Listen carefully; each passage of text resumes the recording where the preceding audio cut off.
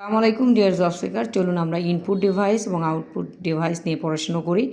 Input ডিভাইসগুলো হলো keyboard, mouse, OCR, OMR, scanner, ডিজিটাইজার।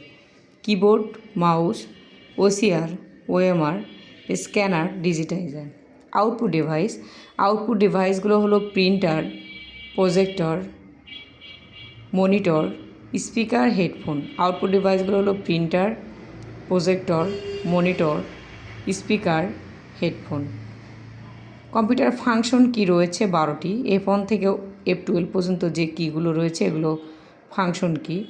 Alpha numeric কি রয়েছে, আলফা নিউমেরিক কি 0 থেকে 9। Numeric keypad 17টি। মাদারবোর্ডের আরেক নাম হচ্ছে system board. Thank you for watching the video. যদি আপনাদের ভিডিওটি ভালো লাগে তাহলে অবশ্যই চ্যানেলটি সাবস্ক্রাইব করবেন এবং পাশেই থাকবেন। Thank you.